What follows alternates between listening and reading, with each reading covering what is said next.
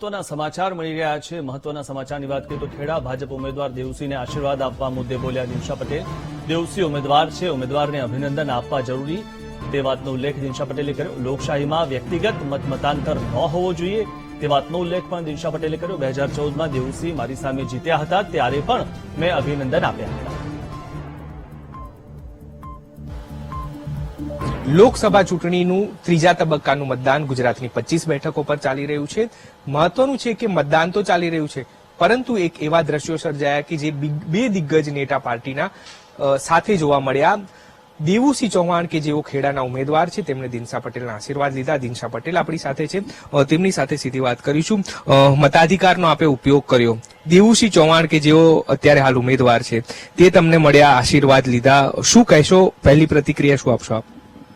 કોઈ બી ઉમેદવાર મળે એમાં મતમતાંતર કે મતભેદનો વિચાર હોઈ શકે નહીં, કારણ કે મત આપવો એ સ્વતંત્ર અધિકાર છે અને કોને મત આપવું એ પણ વ્યક્તિનો સ્વતંત્ર અધિકાર છે।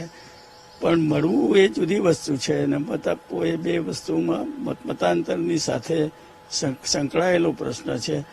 એટલે ઉમેદવાર મળ્યા, ઉમેદવારને શુભેચ્છાઓ પાઠવી એ મારી ફરજ છે।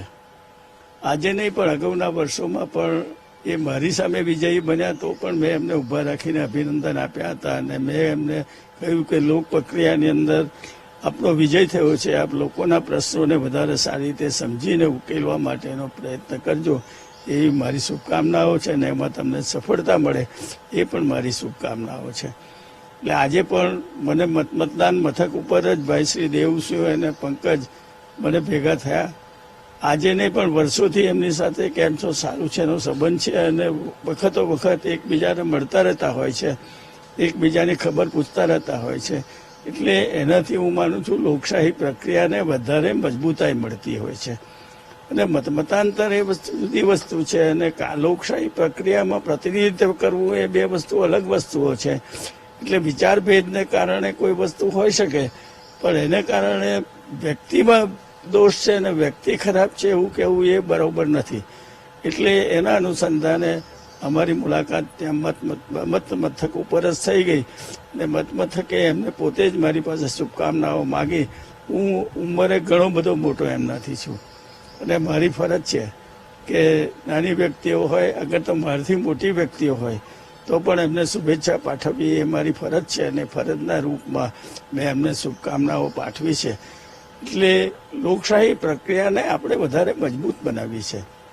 આ દેશની લોકશાહી પ્રક્રિયાનું એક અમૂલ્ય પર્વ છે અને એ પર્વની અંદર જેને મતાધિકારનો અધિકાર મળ્યો છે, 18 વર્ષથી ઉપરના બહેનો હોય કે ભાઈઓ હોય, એને પોતાનો મત વિચાર કરવાનો અધિકાર જ્યારે પ્રાપ્ત થયો હોય ત્યારે હું એટલી જ અપીલ કરીશ કે એ મતનો ઉપયોગ દરેક વ્યક્તિઓએ પોતે બીજું બધું જ કામ બાકી મૂકીને મત આપવાનું કામ કરવું જોઈએ।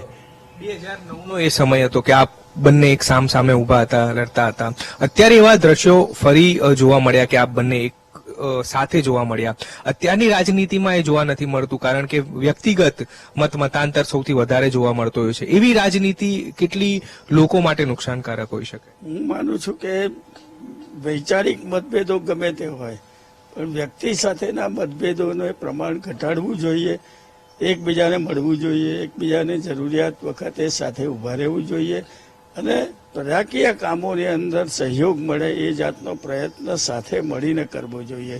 કોઈ કામ એ ના બી કરી શકે અને એ કામ મારાથી થઈ શકતું હોય તો મારે પ્રયત્ન કરવો જોઈએ અને એમને સહયોગ આપવો જોઈએ।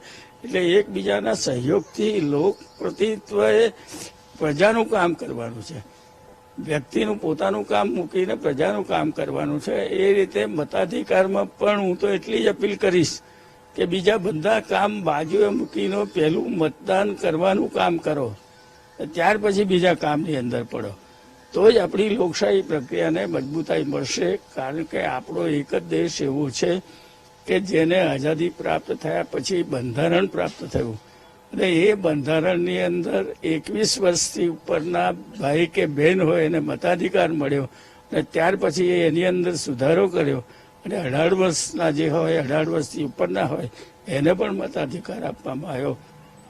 એટલે આટલી મોટી લોકશાહી પ્રક્રિયાની અંદર અને ભણેલા ગણેલાનો દેશ કહેવાતો અને જેનો સૂર્યાસ્ત થતો હોય એવા ઇંગ્લેન્ડ જેવા દેશની અંદર બહેનોએ પોતાનો મતાધિકાર પ્રાપ્ત કરવા માટે 200 વર્ષ સુધી લડત આપવી પડી અને 200 વર્ષની લડત આપ્યા પછી એમને મતાધિકાર મળ્યો. જ્યારે અહીંયા બંધારણની શરૂઆત ને બંધારણ મળતાની સાથે પુરુષ અને સ્ત્રી બંનેને મતાધિકાર પ્રાપ્ત થયો છે. એટલે સૌ મતદારોને, યુવાનોને, વડીલોને સૌને હું એટલી જ વિનંતી કરીશ કે તમે તમારા મતનો ઉપયોગ કરો અને મતાધિકારનો ઉપયોગ કરીને તમને જે યોગ્ય લાગતો હોય એ પ્રતિનિધિ તમે તમારો મોકલો અને એ દ્વારા પ્રજાકીય કામો કેમ વધારે સરળતાથી થાય એના માટેનો પ્રયત્ન સાથે મળીને આપણે ખભે ખભા મિલાવીને કરીએ એવી હું વિનંતી કરીશ. કારણ કે એ દેવુસિંહ અત્યારે ઉમેદવાર છે. ખેડામાં શું પરિણામ આવી શકે છે? શું બદલાવ હોઈ શકે છે? પરિણામમાં તો હું જ્યોતિષી નથી અને કોને મત આપે છે એ આજે હું કહી શકતો નથી. એટલે જ્યારે એનું ગણતરી થશે અને ગણતરીમાં જેના વધારે મત મળશે એ વિજયી ઉમેદવાર જાહેર થશે. એટલે આજે હું એનું કોઈ પ્રિડિક્શન કરી શકતો નથી. પણ હું એટલું ચોક્કસ આ વખતે સમજુ છું કે કોઈક નવું પરિવર્તન સમગ્ર ગુજરાત નહીં સમગ્ર દેશની અંદર દેખાઈ રહ્યું છે અને એ અખબારો અને જે મીડિયા છે એના દ્વારા એનું પ્રતિબિંબ પડતું હોય છે. એટલે કંઈક થોડા ઘણા ફેરફારો થાય એવું મને પોતાને લાગે છે અને પછી પ્રજાના હાથમાં છે, મતદારોના હાથમાં છે. મતદારો પ્રમાણમાં ઓછું મતદાન કરે છે એ ખૂબ મોટી મુશ્કેલી વસ્તુ છે. જો લોકશાહી પ્રક્રિયાને મજબૂત બનાવીએ છીએ ને તો મતદારોએ જાગૃત બનવું પડશે. મતદારોએ પોતાનો પ્રતિનિધિ નક્કી કરવું પડશે. 50-55% મતદાન થાય અને એમાંથી જેને 50%થી વધારે મત મળે એ તમારો પ્રતિનિધિ બનતો હોય છે. તો બાકીના 75%નું શું? ગુજરાતમાં એ બદલાવ જોવા મળશે કારણ કે ક્યાંક ક્ષત્રિયોનો વિરોધ હતો. રાજકોટમાં પણ ક્યાંક એ સમાજ તરફ આ ચૂંટણીની અંદર જંગ જોવા મળ્યો કે ક્યાંક લેવા તો કડવા એ પ્રકારની રાજનીતિ જોવા મળી. કોળી સમાજ હોય તેના માટે પણ એ જોવા મળ્યું. બદલાવ આ બધા વિરોધને લઈને કંઈક જોવા મળી શકે છે? ક્યાંક એવું દેખાય છે પણ હકીકતમાં મતદાન કઈ રીતે થાય છે એના પર બહુ મોટો આધાર રહે છે અને એ આધાર હું માનું છું કે કદાચ પ્રતિબિંબિત થાય એવું કંઈક દેખાઈ રહ્યું છે.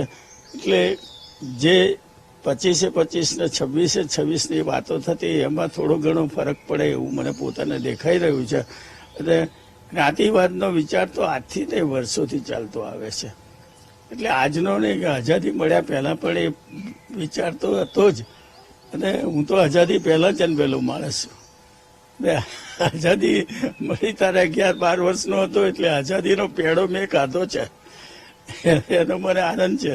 એટલે હું એવું માનું છું કે મતદારો શું કરે છે, મતદારોના મનની અંદર શું વિચાર છે એ મહત્વની વસ્તુ છે ને એનો પ્રતિબિંબ કદાચ પડે એવું મને લાગે છે.